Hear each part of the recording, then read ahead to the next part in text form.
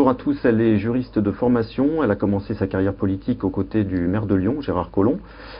Après avoir été porte-parole de Ségolène Royal durant la présidentielle de 2007, elle a été celle de François Hollande en 2012. Elle est aujourd'hui ministre des Droits des Femmes et porte-parole du gouvernement. Bonjour Najat Vallaud-Belkacem. Beaucoup d'émotions et d'interrogations évidemment ce matin après la mort des journalistes de RFI, Ghislaine Dupont et Claude Verlon. Est-ce que 48 heures après leur assassinat, vous avez plus d'éléments sur les circonstances du drame et sur l'identité des assassins? Non, il y a encore beaucoup de zones d'ombre qui sont sur cette affaire. Aujourd'hui, ce que l'on peut dire, c'est d'abord notre solidarité à l'égard de toute la famille et des proches de ces deux journalistes, à l'égard de la radio aussi, qui est éprouvée une fois de plus. RFI, ce n'est pas la première fois que ces journalistes sont ainsi assassinés.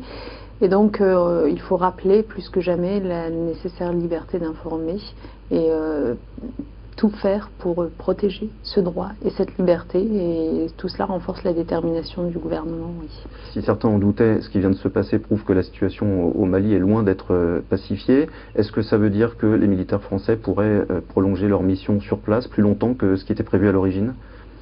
Le président François Hollande l'a dit, nous renforcerons nos moyens pour stabiliser cette région.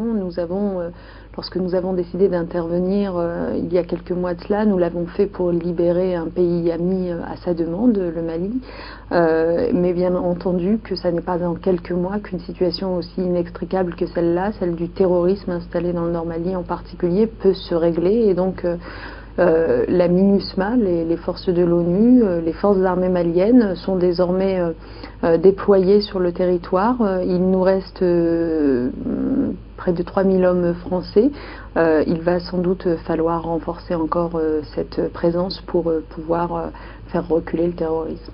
Il va sans doute être nécessaire de renforcer encore la présence militaire française au Mali dans les mois qui viennent. Voilà, c'était l'objet de la discussion entre François Hollande et le président Keïta. Renforcer sans doute les forces françaises, étant entendu que c'est aujourd'hui aux forces de l'ONU et aux forces maliennes de prendre le relais aussi. L'autre actualité du week-end, c'était la Bretagne, avec cette manifestation samedi à Quimper, et la destruction hier d'un nouveau portique écotaxe. La preuve que la suspension de ce dispositif fiscal n'a pas calmé la colère des Bretons. Quel geste peut accorder dans les jours qui viennent le gouvernement pour calmer la colère des Bretons sur ce dossier ? Le geste, il ne s'agit pas d'un geste, il s'agit plutôt d'une réponse, puisque le Premier ministre l'a annoncé. Nous sommes en train d'élaborer un pacte d'avenir pour la Bretagne.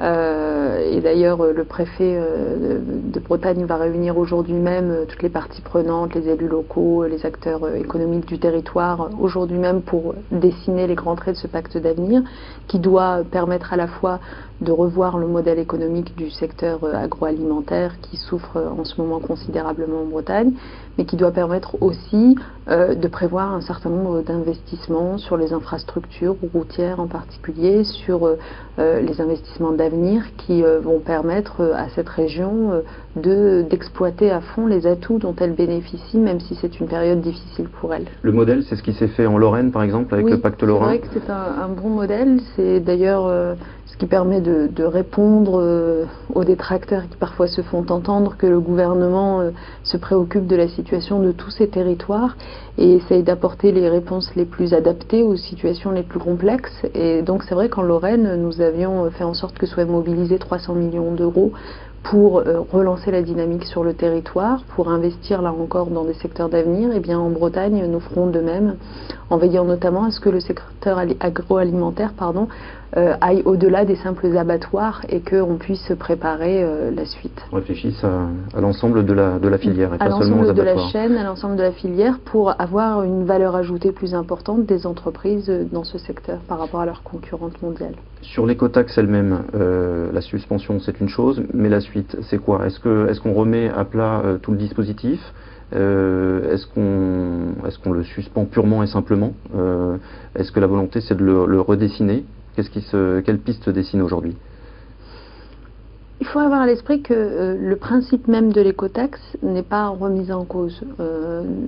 L'écotaxe, dont je vous rappelle qu'elle avait été adoptée suite au Grenelle de l'environnement par l'ancien gouvernement est adopté à la quasi-unanimité. Et d'ailleurs absolument avec l'adhésion de beaucoup de groupes politiques, est un principe qui se veut vertueux, puisque l'idée c'est de prélever quelques centimes d'euros à chaque fois sur le passage d'un camion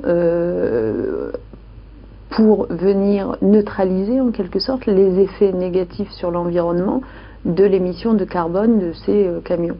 Et donc de pouvoir ensuite réutiliser ces recettes pour investir dans des infrastructures, des transports en commun, des infrastructures routières. Et les routes.